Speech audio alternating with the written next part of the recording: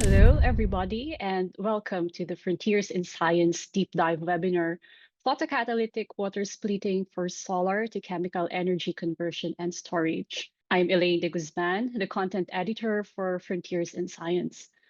The webinar today presents the Frontiers in Science article led by Professors Kazunari Domen and Takashi Hisatomi.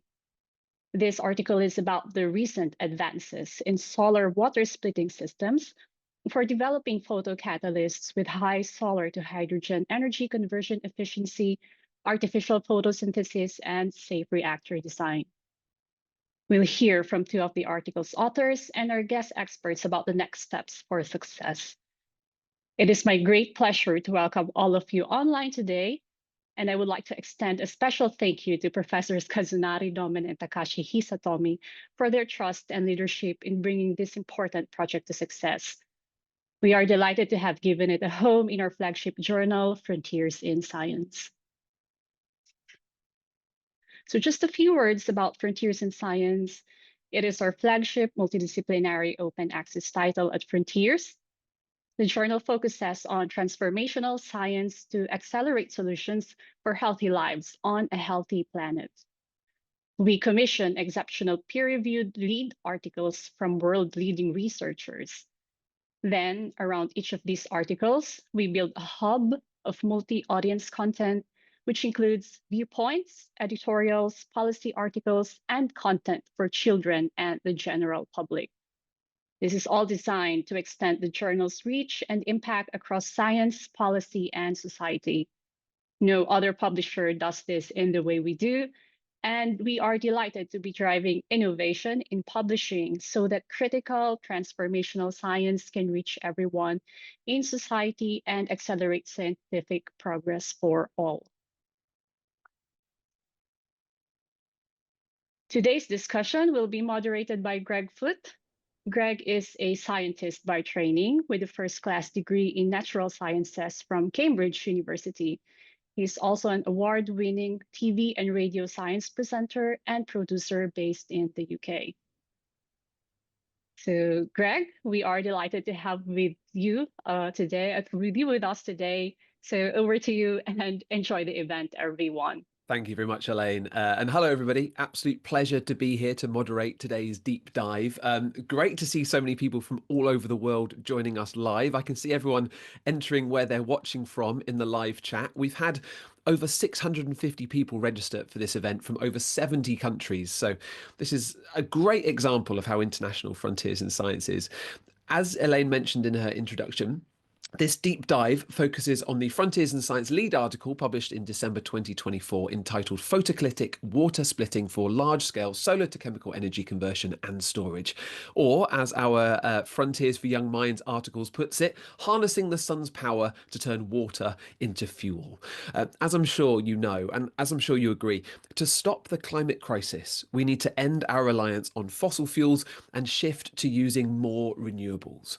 It is this need that is driving interest in the large-scale implementation of photocatalytic water splitting, using solar energy to split water and produce green hydrogen. However, using photocatalytic water splitting to produce hydrogen fuel is currently not cost-effective or efficient enough to compete with fossil fuels. In their Frontiers in Science articles, Professor Domen and colleagues discuss the advances needed to bring environmentally friendly hydrogen fuel into commercial production and show how water splitting could help solve our fuel dilemma. In addition to more efficient photocatalysts and safe hydrogen recovery, the authors also outline two other developments for solar water splitting to become commercially available and commercially viable. 1, low-cost, large-scale reactors, and 2, regulation, accreditation, and efficiency standards. In today's session, we're going to explore the findings of the article and we're going to discuss what is needed for success.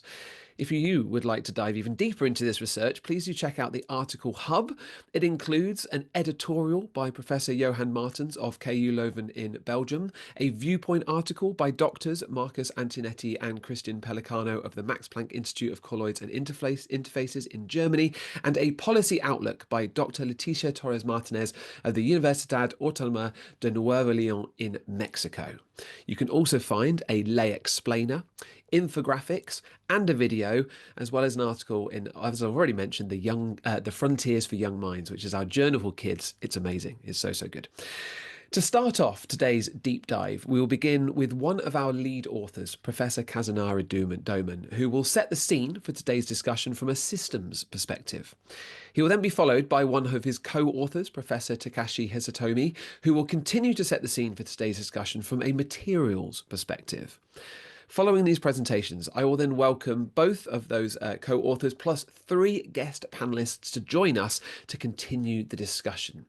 The aforementioned Dr. Christian Pelicano, co-author of the Viewpoint article, also Professor Diana Sannino of the University of Salerno in Italy, and Jonas Moberg, CEO of the Green Hydrogen Organization in Switzerland. Now let's turn our attention to our first speaker. Professor Kazunari Domen is a distinguished professor at Shinshu University and at the University of Tokyo. World renowned for his pioneering research on photocatalysis, he has contributed significantly to research into clean hydrogen production, particularly through water splitting using sunlight. His work is at the forefront of developing photocatalysts for water splitting, with his team's research crucial to making green hydrogen a cheap and scalable alternative to fossil fuels. In recognition of his significant global impact, Professor Domen was named a 2024 Clarivate Citation Laureate in Chemistry, whose recipients are often considered future Nobel Prize candidates.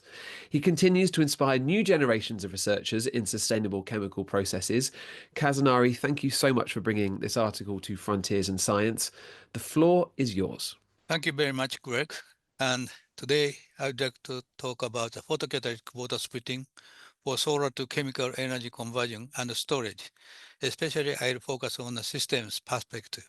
Actually, we are using a particulate photocatalyst to split water into hydrogen and oxygen. In this case, we are using 2 different types of approaches.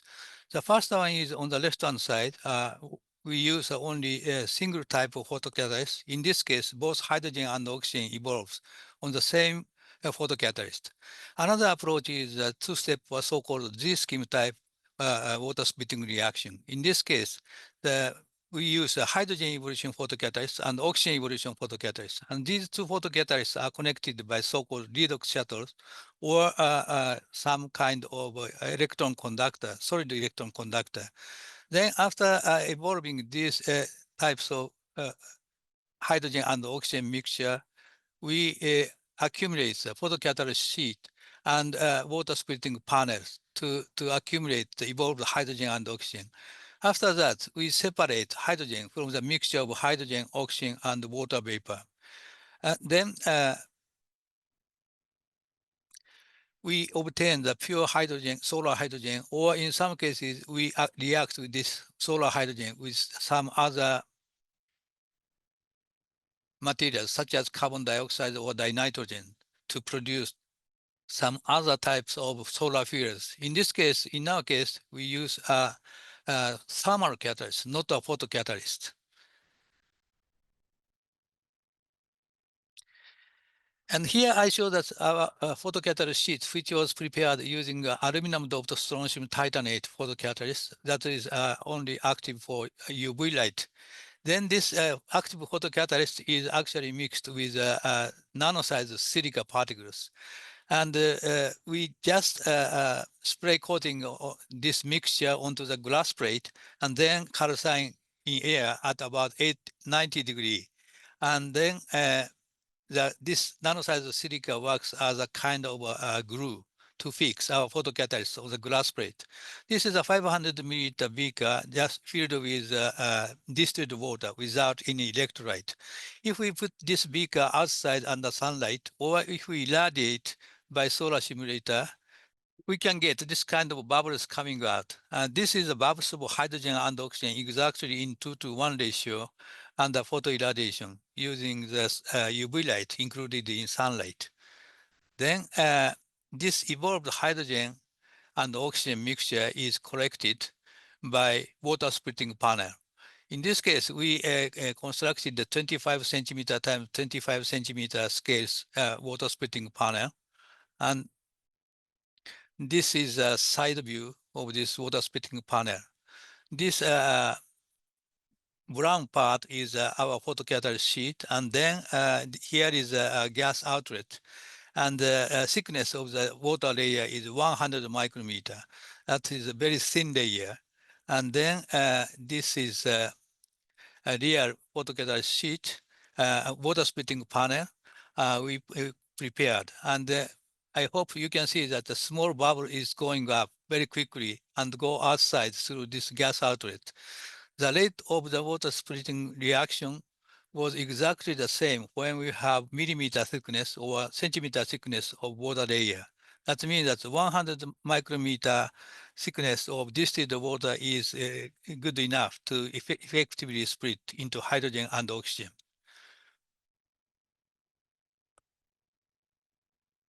And then we constructed this kind of solar hydrogen production system at the Kakioka Research Facility of the University of Tokyo.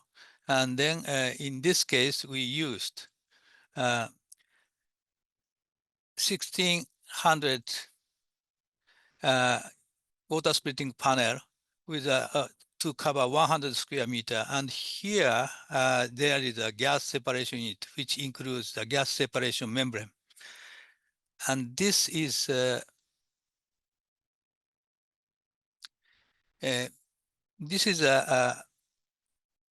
gas evolution before introducing into our gas separation unit.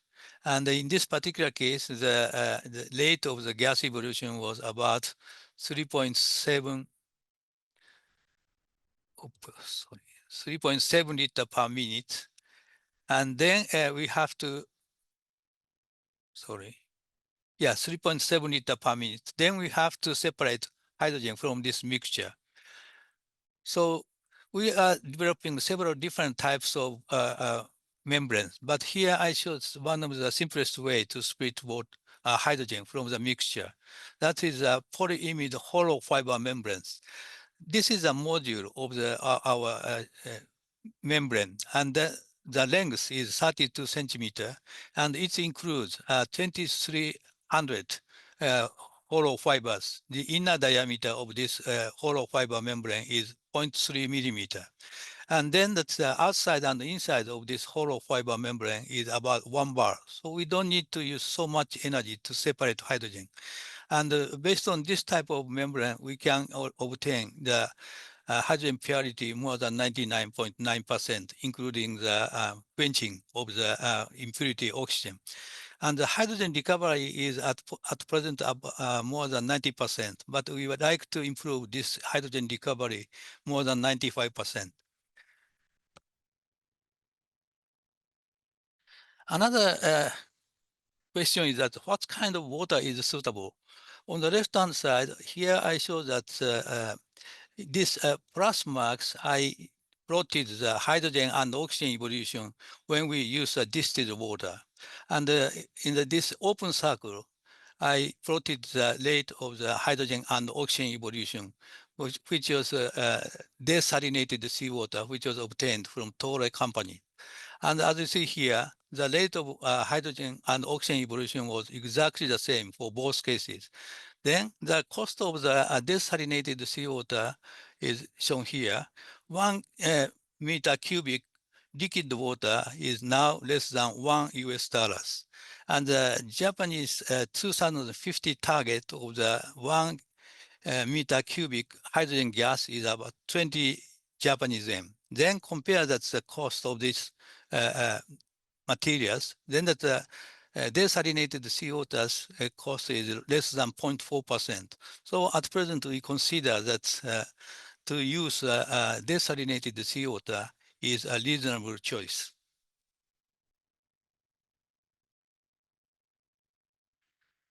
Now, let me introduce different types of water splitting reaction. That is a Z-scheme water splitting. In this case, we use two different types of photocatalysts, which have the visible light absorption like this one. And then they work for O2 or hydrogen evolution photocatalyst. And here, I show that's a very simple way to prepare the Z-scheme type water splitting system. In this case, we use the samarium titanium oxysulfide based photocatalyst for hydrogen evolution and bismuth vanadate based photocatalyst for oxygen evolution. And these two photocatalysts are connected by single wall carbon nanotubes. The preparation procedure is very simple. At first, we mix these three components in an aqueous solution in a beaker. Then this mixture is just filtrated in a normal filtration system like this one. Then we obtain the filter paper loaded with these three components on top of this one. Then we use this filter paper directly as a photocatalyst sheet. And this is a top view of this photocatalyst sheet. And this plate-like particle is a hydrogen evolution photocatalyst, and a little bit smaller one is oxygen evolution photocatalyst. And these strings is a bundle of a single wall carbon nanotubes to connect these two types of photocatalyst. Then this is under visible light irradiation, we can get this kind of bubbles. This is again, that's hydrogen and oxygen exactly in 2:1 ratio. So I don't say that this filter paper, the durability is so long, but we consider that this type of preparation procedure is a scalable method to prepare Z-scheme photocatalyst sheets with a various kind of combination of photocatalysts. Another issue of the green hydrogen production using solar energy is that that is the production of intermittent. So that's we don't think that it is a good idea to store hydrogen on a large scale at a high pressure. So we like to store small scale hydrogen, and then we like to react this hydrogen directly to other more easily storable and transportable materials, such as MCH, methyl cyclohexane, or methane, or ammonia, and so on. But to carry out this kind of reaction, we consider that the DSS operation, daily start and stop operation, will be suitable. In this case, we use a catalyst which are active at 200 to 300 degrees C. This is not a photocatalyst, but we plan to use a thermal catalyst. Now, let me show that our image of future implementation of this new technology into the real world. And we like to make one unit to being 10,000 square meter. That is 100 times larger than our prototype system. And in this area, we have only one place of the hydrogen separation. Then if we like to extend this system to one, for example, 1 square kilometer, we just numbering up this unit into 100. And at first, we like to achieve at least 5% of solar to hydrogen energy conversion efficiency. That is the value that our collaborating industry people evaluated to commercialize this system. Okay, thank you very much for your kind attention. Thank you so much, Kazunari, for that overview of the lead article and for setting the scene for today's discussions. Wonderful to see those videos of the water splitting panel reaction in action. Loved that. We're now going to turn to one of your co-authors, Professor Takashi Hisatomi, who currently serves as the director of the Institute for Innovative Energy Research at Shinshu University in Japan. Takashi has made notable contributions to the field of solar-driven water splitting for clean hydrogen production. Central to his research is the optimization of catalyst performance to enhance scalability and applicability in sustainable energy solutions. Takashi was recognised by Shinshu University in 2024 for his impact on sustainable energy solutions. In 2023, He was recognized as a highly cited researcher by Clarivate and was also awarded the Catalysis Society of Japan Award for Young Researchers in 2022. Takeshi, thank you so much for being here. The floor is yours. Yes, thank you for nice introduction. And I'm Takashi Hisatomi from Shinshu University. So I will talk about photocatalytic water splitting from materials perspective. So let me briefly explain the reason why we study photocatalytic water splitting. So actually, there are many reasons, but as Greg said, actually, our society has been dependent heavily on fossil fuels, and the figure on the right-hand side shows the share of the primary energy consumption. Actually, more than 80% of the primary energy originates from the fossil fuels, and the renewable energy is still less than 10%. And we would like to decrease the heavy dependence on the fossil fuels. And the hydrogen produced by sunlight-driven photocatalytic water splitting can be used as a clean fuel and also as a clean feedstock in chemical industry to fix carbon dioxide and nitrogen by thermal catalytic process.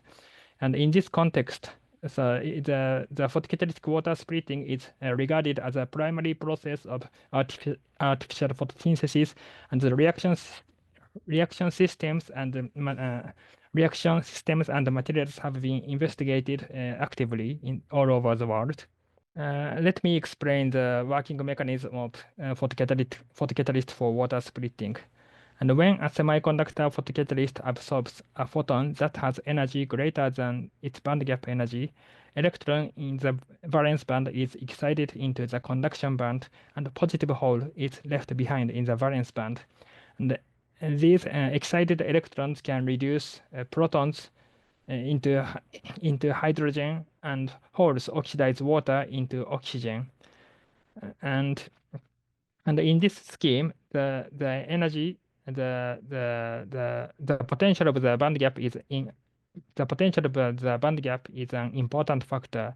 To make the reaction thermodynamically feasible, the band gap must straddle both the hydrogen evolution potential and the oxygen evolution potential. And also, there is some limitations from the kinetic perspective. So actually, excited electrons and holes have short lifetimes, typically shorter than microseconds. So most of the charge carriers will recombine within a finite time. So to promote the charge separation and accelerate the surface redox reactions, the surface of the semiconductor photocatalyst is usually modified with co-catalyst to promote the surface reactions and also enhance the charge separation by forming certain kind of solid-state junction. And conventionally, photocatalysts applicable to water splitting can be classified into two categories. One is based on transition metal cations with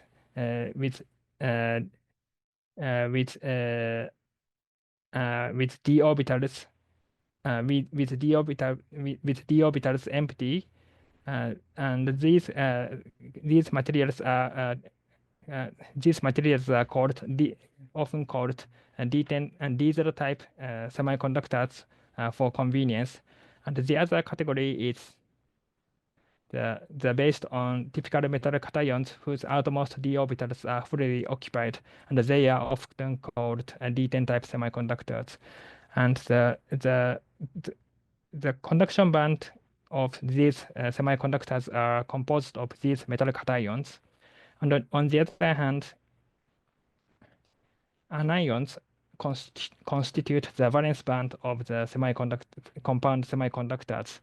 So there are some exceptions. Sometimes there are some exceptions, but it is very important to understand the origin of the band structures to understand and improve the material properties of semiconductor photocatalyst. Now, I'd like to pick up one photocatalyst, strontium titanate. This photocatalyst was found to be active in overall water splitting in 1980.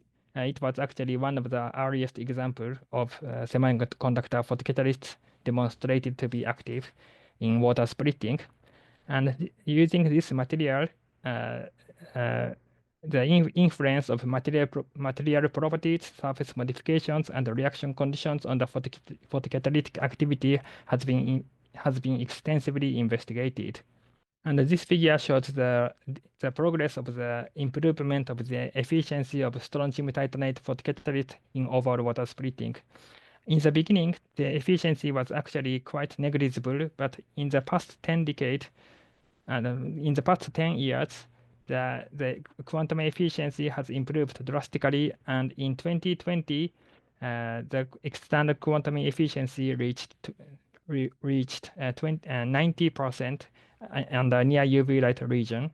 And this means that almost all the absorbed photons are used for water splitting without losses by recombination or backward reactions. And this means that the water splitting reaction on semiconductor photocatalyst can occur as efficiently as the photochemical conversion process in natural photosynthesis. So there are many reasons for this, but I don't have time to explain the details. But the reduction of the reduction of the particle size and the density of defects, and also the site selective loading of the active sites, reduction sites, and oxidation sites enabled such extremely high quantum efficiency using this photocatalyst. Now, this figure shows the relationship between the STH efficiency as a function of the absorption edge wavelengths of photocatalyst. It is shown in the red curve in this figure. Actually, you can see that as the wavelength, absorption edge wavelengths of the photocatalyst becomes longer, the maximum solar to hydrogen energy conversion efficiency becomes higher. However, the strontium titanate photocatalyst I showed just a few slides before, it is a white material. It means that it doesn't absorb visible light. So the energy conversion efficiency will be at most 1% or so. But however, we'd like to aim for the energy conversion efficiency of 5% or possibly 10%. So in this context, it is very important to develop visible light-driven photocatalysts. So this slide shows several kinds of photocatalyst materials we have studied in our laboratory. And actually, on the right-hand side, there are several kinds of nitride type compounds or oxysulfide type compounds that shows and that absorbs visible light intensively, and these materials are actually very promising for the sufficient STH efficiency. However, actually, it is still challenging to achieve high quantum efficiency using narrow band gap materials. This figure is taken from the article and shows a relationship between the apparent quantum yield as a function of the absorption edge wavelengths of photocatalyst. Actually, the external quantum yield becomes lower drastically with increasing the absorption edge wavelengths of the photocatalyst. On the other hand, the target efficiency, the energy conversion efficiency of 5% or 10% is located here. So we have to improve the apparent quantum yield and also improve the absorption edge wavelengths of the photocatalyst materials to achieve these STH targets. So far, I talked about one-step excitation systems, but actually, as Kazunari introduced, it is possible to combine two kinds of photocatalysts, and one generates hydrogen and the other generates oxygen, and the remaining electrons and holes recombine through the redox reactions of redox shuttles or directly through the solid-state junction. And in this scheme, it is possible to apply narrow band gap semiconductors as far as they are active in the hydrogen evolution reaction or in the oxygen evolution reaction. So there will be more opportunity to apply narrow band gap materials. And as an example of such G-scheme systems, I'd like to show you the cases using lanthanum, rhodium co-doped strontium titanate, and molybdenum doped bismuth vanadate. In this case, two kinds of the photocatalysts are fixed on a substrate, and together with electric binders and conductive materials to electrically connect two kinds of the photocatalysts. And in this case, the photocatalyst sheet was prepared by particle transfer method, and in this case, the energy conversion efficiency reached 1%, and this is higher than the previous case using the strontium titanate. And actually, this is one of the best STH efficiency we have obtained using semiconductor photocatalysts. And on the right-hand side, in this case, the photocatalyst sheet was prepared using screen printing. And in this case, the photocatalyst sheet with a relatively large size can be prepared without any vacuum processes. So it will be relatively easy to prepare large size photocatalyst sheets. And now, as in this way, we are trying to improve the efficiency and also the processability of the visible light-driven photocatalysts. And actually, significant advancement has been made in the past decade regarding the material development for photocatalysts for water splitting. However, there are still many challenges, such as the improvement of the STH efficiency, and also the durability of the photocatalyst should be investigated in the real operation conditions. But such experimental protocol has not been very well established, and it has been rarely discussed. But if we consider the large-scale application, we have to develop the mass production methods for visible light-driven photocatalyst, and we have to pay close attention, especially we have to pay attention to these aspects, especially for long wavelength visible light responsive photocatalyst materials. And that's all from me. Thank you for your kind attention. Thank you so much, Takashi. I loved seeing those materials. There was some excitement in the live chat for strontium titanate, I tell you. A quick reminder, actually, to all of you who are watching live right now, if you do have a question that you'd like me to put to today's expert guests and the panelists I'm about to introduce, please do add it to the Q&A tab. That's the best way for myself and the team to see it. I'll be putting some of those questions to our panelists very, very soon. First, though, I need to introduce you to three guests who are going to join the panel. The first is the co-author of the Viewpoint article on the lead article, Dr. Christian Pelicano. Christian leads the Sun Thesis Group at the Max Planck Institute of Colloids and Interfaces in Germany, where he focuses on developing photocatalytic systems for CO2 conversion to facilitate renewable energy and sustainable fuel production. His research interests encompass nanoscience, energy materials, photochemistry, electrocatalysis, and materials chemistry, and covers a range of topics, which I'm looking forward to learning, including efficient solid-state perovskite solar cells, bimetallic synergy in co-catalyst alloy nanoparticles, and machine learning applications in materials science. Our second guest joining the panel today is Jonas Moberg, CEO of the Green Hydrogen Organization, a Swiss non-profit foundation promoting and facilitating the production and use of sustainable green hydrogen. Jonas is a prominent figure in the renewable energy sector, advocating the crucial role of green hydrogen in transitioning to renewable energy, particularly in regions like Africa. His previous roles have included senior advisor in the executive office of UN Secretary General Kofi Annan, and as a director at the Prince of Wales International Business Leaders Forum. Jonas drives collaboration across governments, businesses, and civil society to ensure the responsible deployment of green hydrogen. He also highlights the potential of green hydrogen to displace carbon-based fuels in various industries. And our final guest, who will be joining us very shortly, is Professor Diana Sannino, the Professor of Technological Industrial Chemistry at the University of Salerno, Italy. Her research focuses on the synthesis and characterization application of nanomaterials, nanocomposites, and structured materials, with applications in catalysis and photocatalysis for several applications, mainly in the field of sustainable chemical processes and for environmental protection, such as the treatment of wastewater containing TPA, and also in the absorption processes and catalyst characterization. She will be joining us very shortly. She's just in a meeting that she couldn't get out of, so we're very grateful that she's going to come straight to us after that. So please let me welcome everybody on the panel to the event today. Before I turn to viewer questions, let me start with one question to each of our new guests. Let me start with you, Christian, if I can.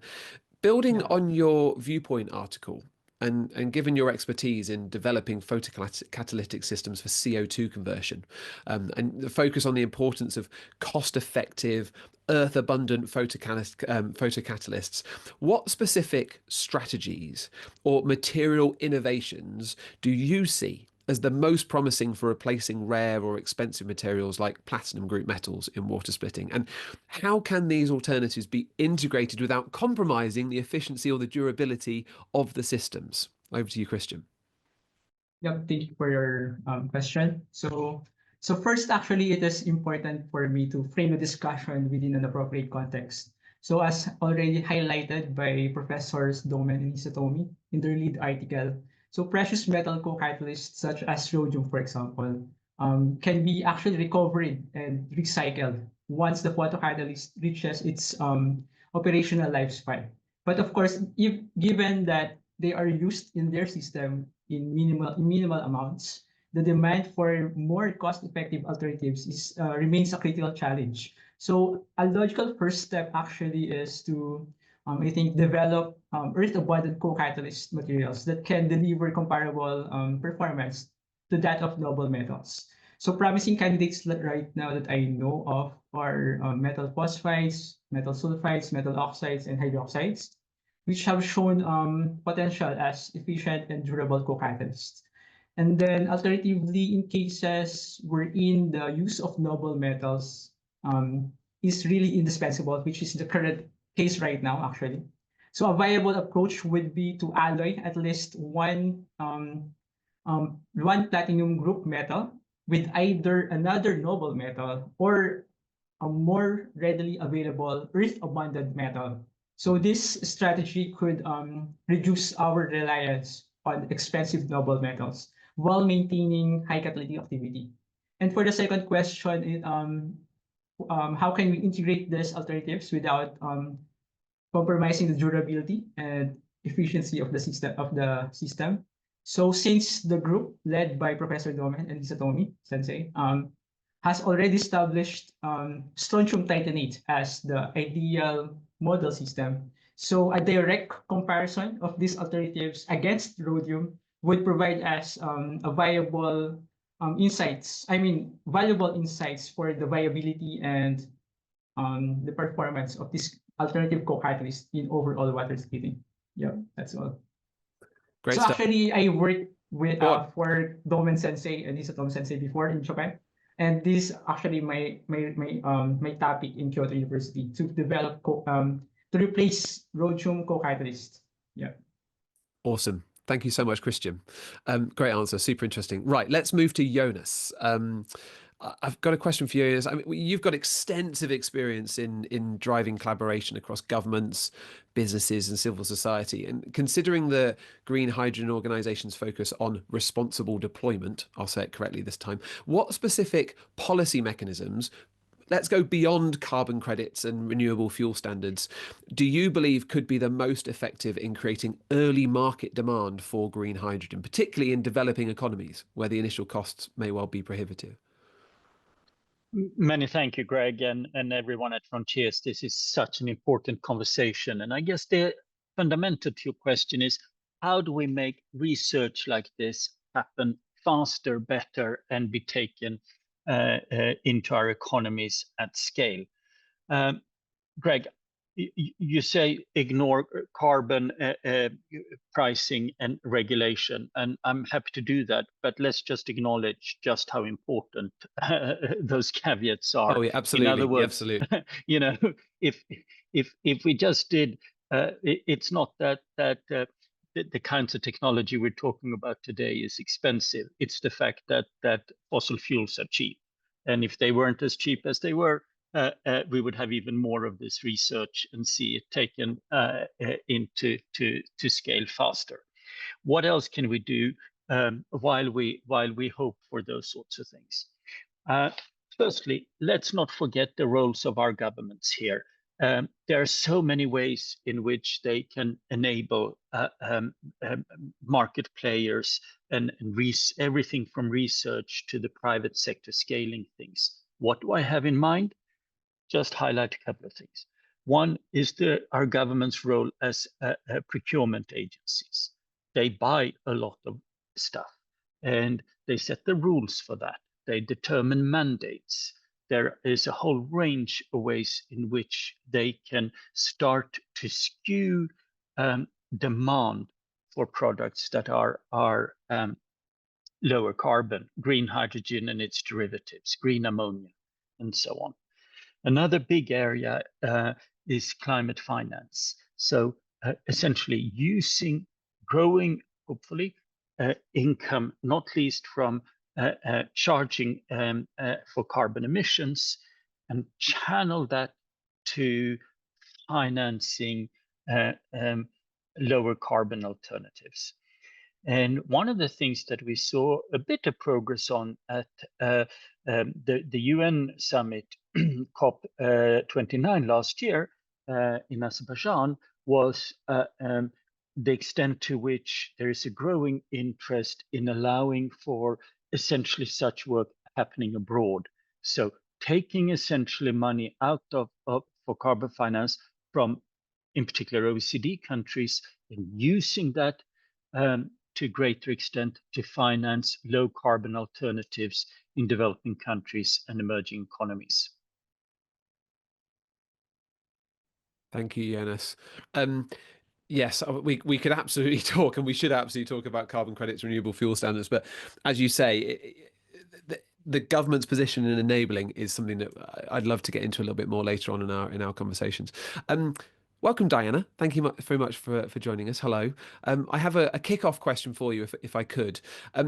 Given your work on the synthesis and the characterization of nanomaterials and nanocomposites for photocatalysis, what innovative nanostructuring or material modification techniques do you believe hold the greatest promise for enhancing the performance and the stability of photocatalysts for water splitting? Okay, in particular, I thank you for your question and for the involving in this very interesting deeping in this lead article. And I would like to focus on a fact that solar irradiation should be exploited at maximum. So the photocatalyst can be joined to, for example, other materials like phosphors. Phosphors are substances that are able to harvest the light and to remit the radiation of longer or shorter wavelength. That means that if you mix a suitable photocatalyst that could be a various composition, we have seen the beautiful example of our Domen and Hisatomi professors. But this composition, the compositing of photocatalyst with phosphors that can be physically mixed or act as support for the active phases, for the active photocatalyst, can give new insight in the light harvesting. In particular, the problem is that Professor Hisatomi showed that when the absorption toward visible region shift, there is a lower quantum efficiency. So if you have material that are able to catch the radiation at higher wavelength and to convert in a shorter wavelength and to give this radiation in close proximity, so avoiding the problem of attenuation of light, this could be strongly helpful for maintain a higher efficiency of the photocatalyst, a higher activity of the photocatalyst. I mean, for example, the use of compositing of photocatalyst with up conversions phosphor. Up conversion means that they are able to catch the radiation around the blue and to convert toward a UV radiation that is suitable for photocatalyst excitation. So this is a way. Then you can, of course, think to the stability of this kind of material. They could be inorganic and organic, and could be easily combined across the common method, also a spray method, with the solar active for water splitting photocatalyst. And so this can help into capture the solar irradiation that is composed only for 5% of UV radiation. There is blue, green, red components that could be exploited by the phosphor. Then there is another effect. The other effect is the fact that there are also phosphor material that have a long persistence. So this can solve the problem of recombination of charges. I mean, in particular, if you have material that can harvest light together with the catalyst and release the light in a lower with a lower velocity, with a lower rate, the photocatalyst will be able to catch the radiation and to profit of the emitting radiation during the time, because the author, the Professor Hisatomi and Domen, established correctly and with a strong right, sorry for my English, that the problem is that photophysical phenomena like charge separation, excitation, charge separation, recombination occurs on a nanoscale, on a time scale of nanosecond or lower. Thank you, Diana. Okay. We must get to some questions. Thank you so much for taking us through that. To open the floor to questions from the audience, because we have a lot, and I'm going to try to squeeze them in as quickly as I can.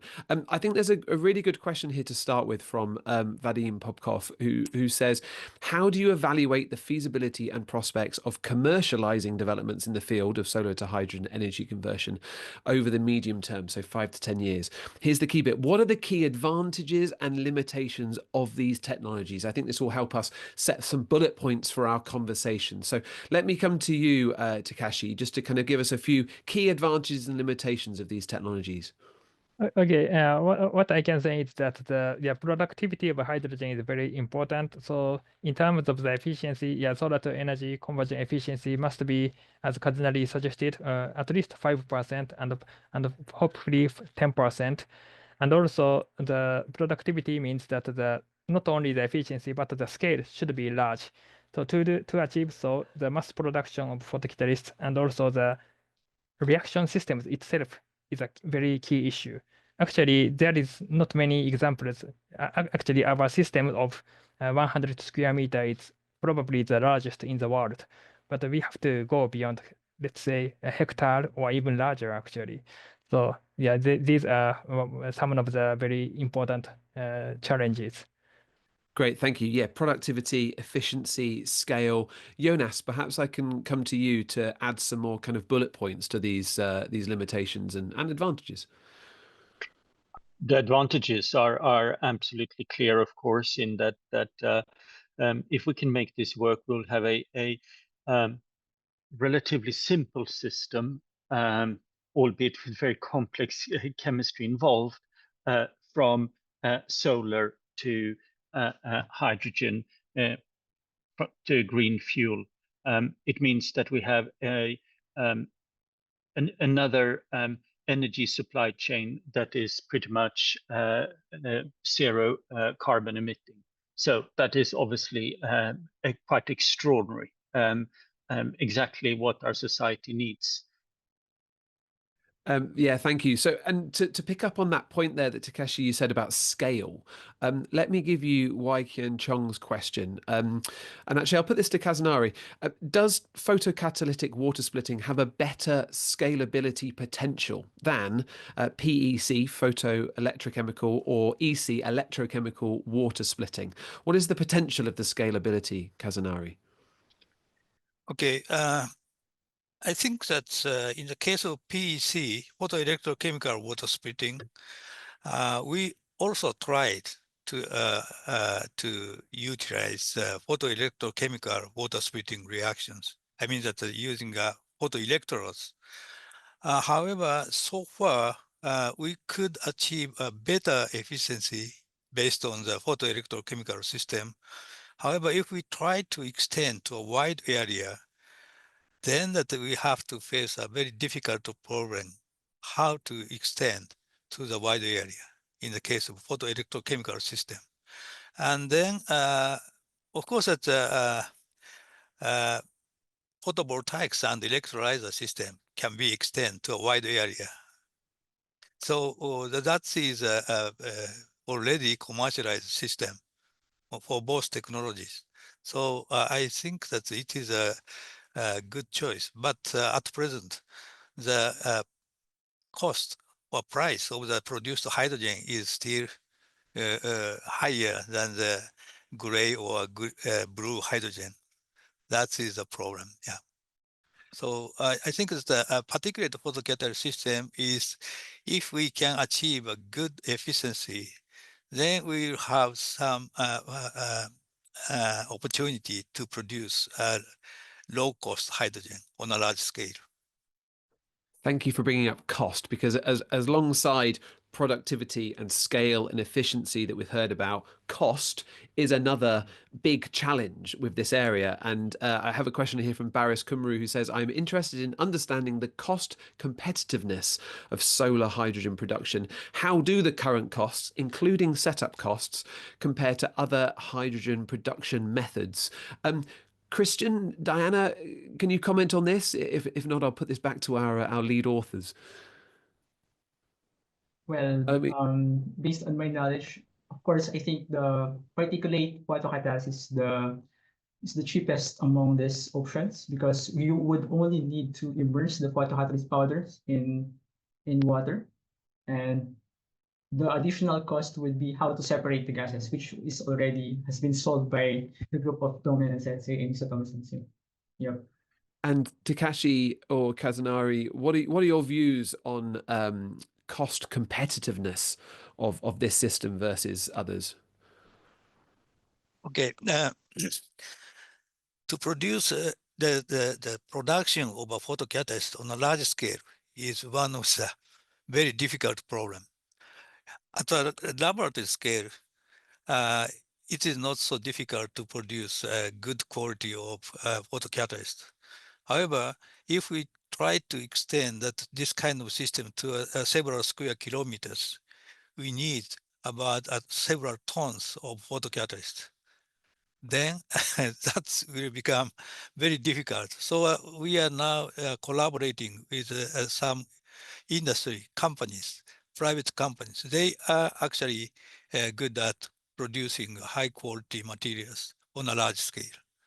So I think that that is one of the problems to reduce the cost of the price of the hydrogen. Another one is that separation is not so easy, because the pumping system is at present it is relatively expensive, because at present that we have to pump that the hydrogen and oxygen mixture. Such a kind of pumping system is almost nothing. You understand? So, but if we produce a large number of pumping system, then that the cost will become lower. But at present, it is very rare, so that we have to buy a expensive system. Yeah, it's always the challenge with scale, and with scale comes efficiency, ideally. Let me ask a question to you, Diana, about the kind of the system design, the integration, the materials. I've got one here from Mohammed Ali Ghanem, who says, how does the efficiency of a catalyst remain consistent when used with both pure and desalinated water, considering that chloride ion absorption can potentially damage the catalyst? And let me tie in another one with that from Laura Clarizizia, because I mentioned desalinated water there. Laura asks, could there be photocatalytic hydrogen production through photoreforming processes using actual urban wastewater streams in wastewater treatment plants? So there's conversations here about where we get the water from, and also how do we remain the efficiency of the catalyst, keep it high. What are your thoughts, Diana? Yes, in my opinion, the problem is solved by by the test, because you can find some impurities in the reverse osmosis water obtained that could be not of obstacles to hydrogen and oxygen separation and to the action of photocatalyst. Okay, the problem of water in the presence of other anions could be a problem, of course, but I think that it could be promising the same, the use of this kind of water. Thank you, Diana. So let me just recap. We've covered the challenges of productivity, scale, efficiency. We've covered the challenge of cost. We need to turn to the challenge of safety. It was mentioned in the presentations, and there's been a number of questions on this. Let me take this one from Temba Mthane, who says, and I'll come to you first on this, Takashi, what emerging technologies or strategies are being explored to safely, economically and environmentally transport green hydrogen? And I'm going to add capture it as well, considering the challenges posed by its low density and high flammability.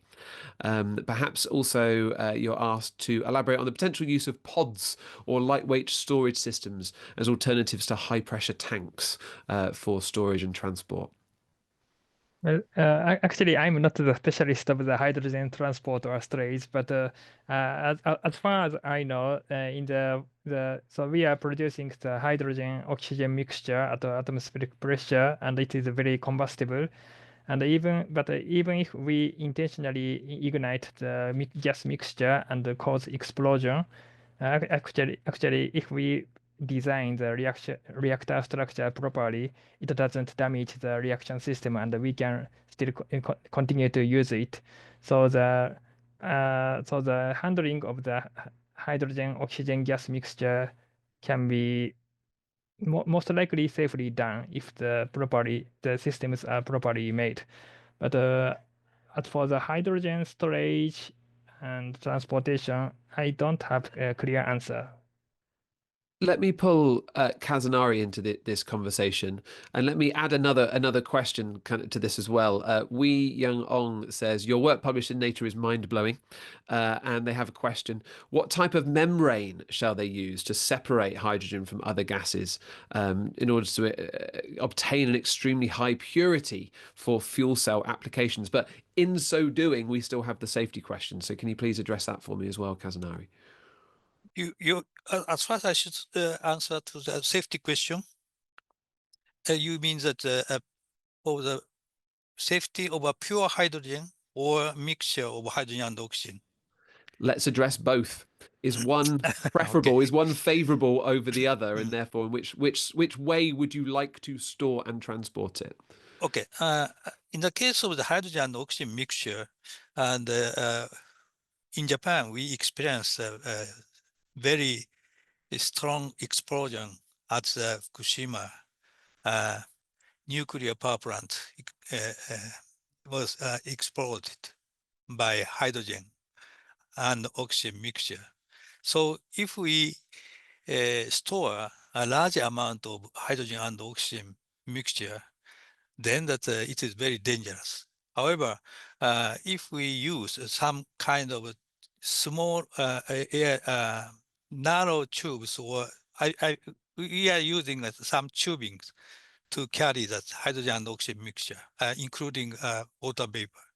Then that in that case, that up to about 40 millimeter in diameter, even we cause the explosion or detonation, the tube is not broken. So the key issue is that we design, suitably design the system, total system, at around 1 atmospheric pressure. In that case, that even if we cause intentional explosion, the system doesn't damage. So as far as around 1 atmospheric pressure, we have some way to design a suitable total solar hydrogen production system. However, on the other hand, there's a very high pressure of pure hydrogen. I think that that is a little bit different field, and I know that that very high pressure hydrogen is leaks into the atmosphere. Then it can cause some serious damage or explosion. But that is not our purpose.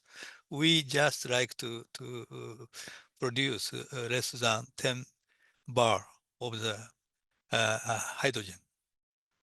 Thank you, Kazunari. I'm going to bring Jonas in on this because looking at Professor Leticia Torres Martinez's policy outlook on this, it highlights the necessity of a consistent international regulatory framework to kind of govern the production and the storage and the transport of hydrogen. Jonas, how can international standards be designed to ensure both the safety and the environmental integrity, whilst also kind of fostering innovation and avoiding the creation of trade barriers that might hinder the kind of widespread adoption of green hydrogen? Especially, I mentioned regions like Africa. What do you think about this? I think we should separate the conversation of the transport and storage, because as I wrote in the chat, we're already handling 100 million tons a year. We have well established over many, many decades standards, practices, and so on. We need to deploy those, but in new places. That is true. And that's what we're seeing now in Egypt and many other places, of how we are increasingly starting to move from fossil fuel-based hydrogen and ammonia to renewables. In some cases, building new infrastructure, sometimes using old infrastructure, using already established standards. I think the key question that you're posing here, Greg, is how do we make sure that those standards are well suited for these kinds of cutting edge technologies that we have in front of us here today. And I think that you're absolutely right. It is a trade-off here, and it is making sure that ISO and other regulatory bodies are truly seeking to help the Kazunari and other people doing such important research. And there are plenty of examples of when our systems have been too slow, too firmly established in oil and gas to really do that. So I think it is bringing the ISOs and other regulatory bodies in from the beginning, making sure that they see the enormous potential public benefits here. Yeah, here. Thank you. Let's return to materials, kind of material development and efficiency. I've got a bunch of questions on these. I'm going to put one to you, Diana. Let's go for a specific one from Miao Kan. I am curious about the role of sacrificial agents in photocatalytic systems.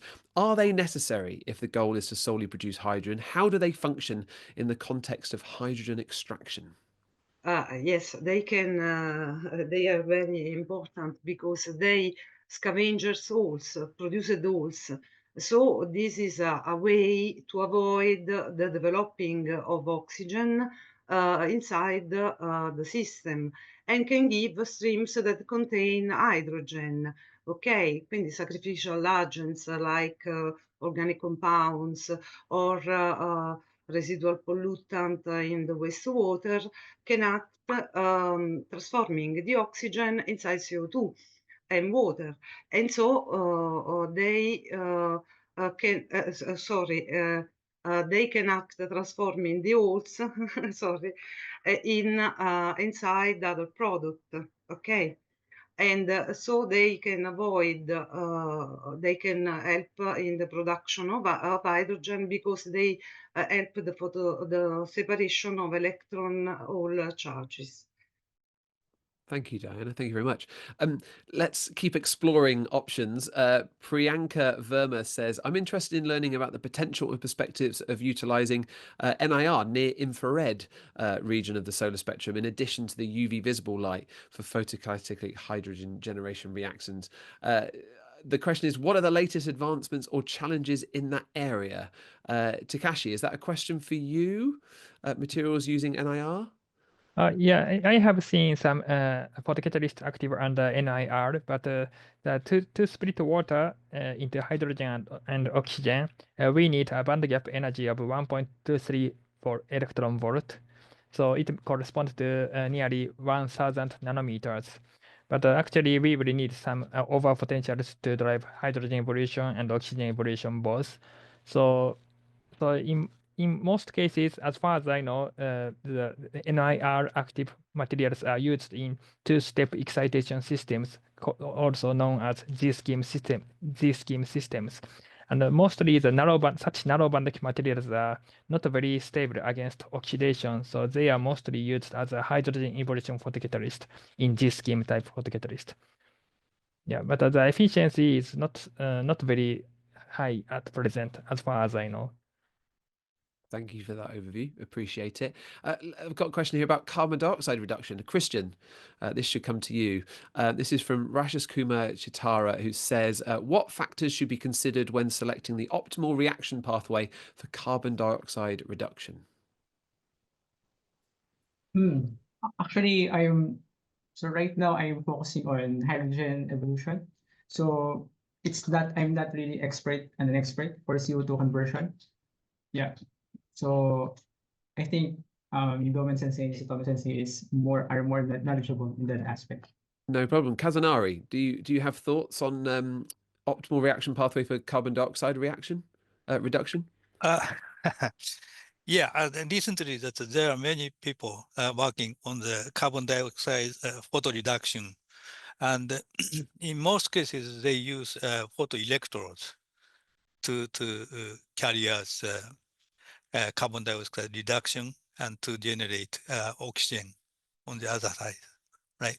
But however, in the case of the photocatalytic materials, it is a little bit difficult to prove that water is electron donor, and then the carbon dioxide is reduced into some hydrocarbons or some alcohol or something like that.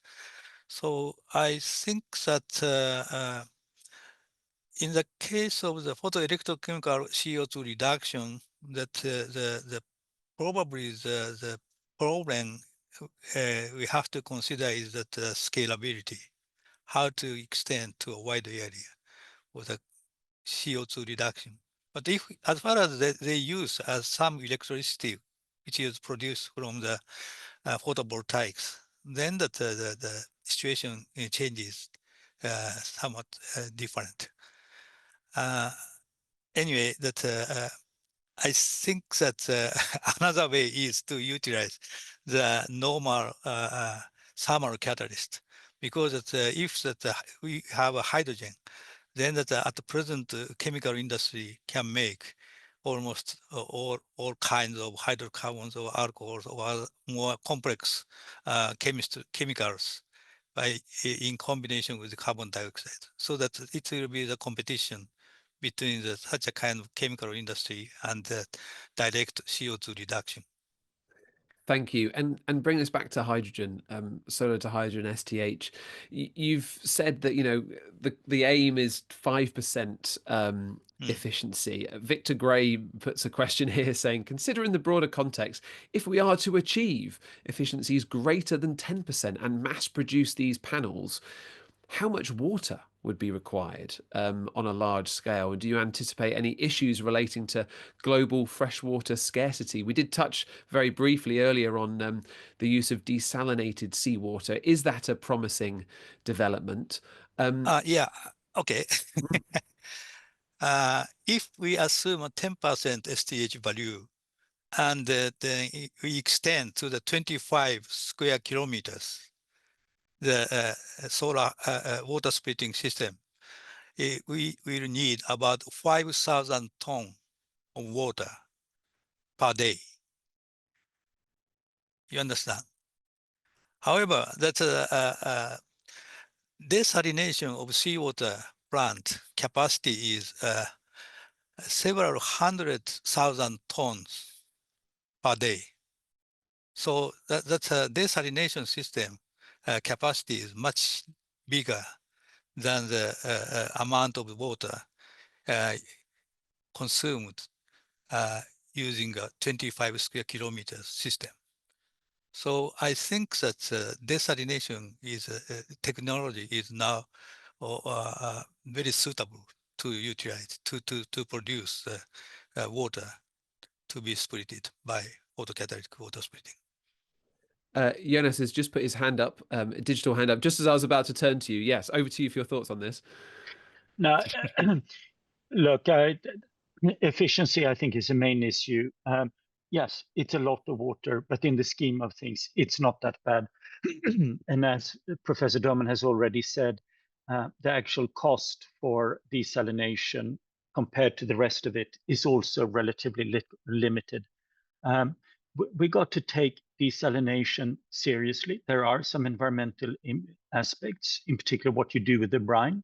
It's not a difficult environmental issue, but we have seen a very rapid increase of desalination over the last decade, and we're not handling it well. So there are some basic sorting out that needs addressing. But if we do it seriously, we look after the brine, it's not a major issue.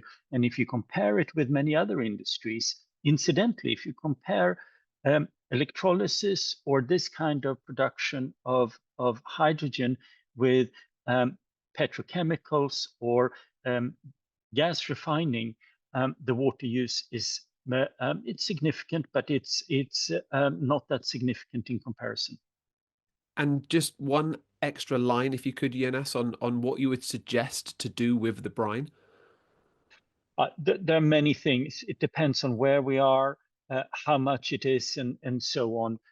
At the moment, one of the main issues is that we are just pumping it out into the sea, very close to the shore and sensitive ecosystems. It's just not okay. It just needs to be sorted out. We need global rules and a bit of leadership. We should be ashamed that we are not doing it better, because it's not a problematic issue to address. Thank you. Right, sadly, we have about 9 minutes left of questions. I'm going to dive in deep just to some specifics, and then we'll come back out again. Christian, I've got 2 questions I'm going to put to you. Feel free to answer either of them, or both, or neither. So Raiz Ahmed says, does colloidal photocatalysis have a future in economical hydrogen production in terms of cost, catalyst stability, and required efficiencies? And Tuba Lobo asks, what are the main differences in efficiency and practicality between one-step excitation and two-step Z-scheme excitation systems, and under what conditions might one be preferred over the other? 2 deep, focused questions. Would you, either of those take your fancy, Christian? Okay, so for the first, the second question, so it's easier to answer. So I think it's for commercialization of this technology, the overall water splitting, it's better to focus a little bit on the Z-scheme system, because it could allow us to harvest more solar energy compared to one-step excitation. Yeah, I think it's already has been discussed well by Domen Sensei in the first few slides. Yeah. For the first one, actually, we are already using colloidal photocatalyst. So, I mean, the storm tube technique, for example, the storm tube technique model, it's already colloidal based. So you just need to make it more to be able to use it for practical implementation. You just need to, I mean, to immobilize it in a photo sheet system, and that would make the colloid photocatalyst more viable for it. Yeah. Thank you very much. Appreciate it. So we only have a few minutes left, and I want to kind of come back out in a second. This is quite a nice, super broad one from Vinod Kumar. Says, here's one to you, Takashi, because you kind of took us into the materials. You know, what challenges have you encountered in the fabrication of the solar reactor panels, and what are you excited about in the future? How do you think you're going to overcome these challenges? What's next? What's around the corner? Okay, so yeah, so recently we are mostly working on the visible light-driven photocatalysts that are mostly non-oxides, or they are nitrides or oxysulfides, but actually they are not stable in air. I mean that in the case of oxides, they are obtained as a stable phase in the air just by air calcination, but most of the nitrides or oxysulfides are synthesized in kind of special environments, and the control of defects or material properties is quite difficult. And actually, what we are handling is the powder materials, but the photocatalysts are semiconductor materials. So their properties are actually not often compatible and difficult to control. That's the long-term challenges for us. But sometimes we sometimes find very nice routes or synthesis methods to develop new types of materials. Or even with the same materials, we can sometimes synthesize very different types of materials with nice crystal facets or small particle sizes. So, and sometimes they show very excellent properties. So we are very excited in such kind of findings, and we will continue in developing such new approaches. Great. And sticking with materials and sticking with the excitement, Diana, from what you know in this area, we were talking about nanomaterials earlier. What excites you? What do you think could solve some of these problems? What are you excited about seeing in the future? I think that to see this example of large-scale application of solar splitting system is very exciting and promising. In the near future, I see that also the way to do photocatalysis, not solar, but light activated by lamps or LEDs, will change because faster rate can be obtained by dimming light technique, and so regulating the flux of photons toward the photocatalyst. This is another subject, but I think that this is a very relevant. The application showed is very relevant because photocatalysis need of increase scale demonstrations planned. Thank you, Diana. Just before I put my final question to you all, let's just come back to policy and standardization. Jonas, I'm coming to you. I'm going to throw two questions to you. There may be multiple parts, but hey, why not? So Temba Mthane says, what technological advancements and economies of scale are necessary for green hydrogen to become cost competitive? We've talked about that a little bit. But what role can government policies and incentives play in accelerating the development and adoption of green hydrogen technologies to achieve price parity with traditional hydrogen production methods? And Julia Machado asks, what are the main legal incentives currently in place, and what additional measures are needed to support the large-scale development of photocatalysis for hydrogen production? Great, absolutely fundamental questions. I think the first thing to say to the first one, what else can governments do here, is that many of our governments have over the last 5-10 years been doing quite a lot.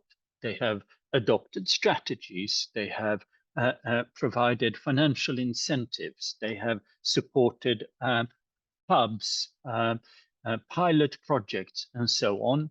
It is, however, not enough. They are still subsidizing oil and gas way, way, way more.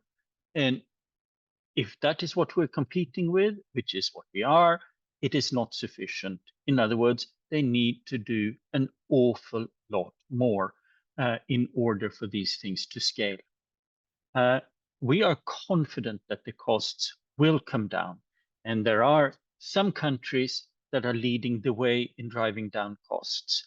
And everyone may not want to hear it, but the by far leading one in that space is China. So we are seeing a lot of things. Electrolysis is starting to become mass produced, and we're seeing efficiency improvements all the time.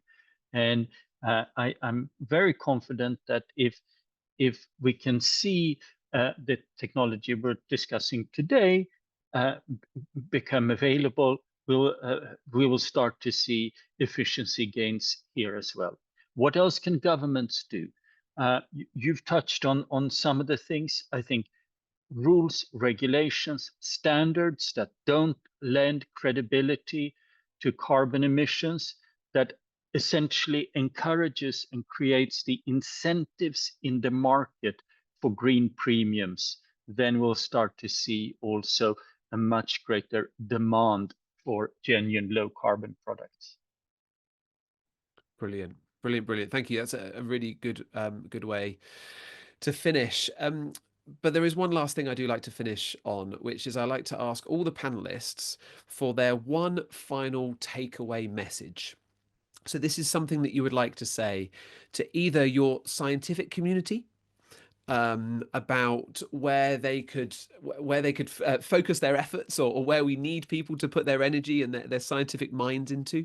It could be something you want to say to relevant agencies. It could be someone you want to say to policymakers, or indeed the public. So let's go through one by one. Christian, could I start with you? What would you like to say? Yes. Okay. First, thank you for this opportunity to contribute in this wonderful discussion. So for me, I think the most biggest problem that we would like to solve is the development of visible light responsive photocatalysts. Because once we establish this, or once we identify such catalysts, we could be able to reach the target of this technology to make it into a large scale application. And once we discover this catalyst, we can also use them for other reactions, not only for hydrogen evolution. We can also use for CO2 reduction, for anything actually that involves photocatalysis. Yeah. And lastly, I would like to, at least call the support of the government for, to expand their fundings for our research. Yeah, right? Yeah. Yeah, that's all. Thank you, Christian. Diana, over to you for your final thoughts. One final takeaway message. Yes, is that photosynthesis processes are so important for all of us and for the environment, because they can use the most democratic source of energy, that is the sun. So I think that for politicians is important. There is no limitation in the solar energy, so profiting of solar energy in all photosynthesis processes is fundamental for our sustainable development. Thank you, Diana. I love that phrase, the most democratic source of energy. That's wonderful. Jonas, over to you for your final takeaway message to whoever you want to give it to. I think today's conversation and what we've seen already on electrolytic hydrogen and green ammonia is we have the technologies. It's a matter of implementing them. We have the good news is the incredible rapid uptake of solar with batteries. The bad news is it's not just cost effective. It's a political issue to make sure that those green electrons can be turned into green molecules and create the carbon emitting free energy supply that is just around the corner if we want it. Thank you. The final words I'm going to give to the two authors who led the article that inspired the session. Oh, Jonas, did you want to add something else? I've just seen the hand. No, okay, no worries. So the final word, yes, to the two authors that inspired this fascinating session. Let me start with Takashi. What is your one final takeaway message?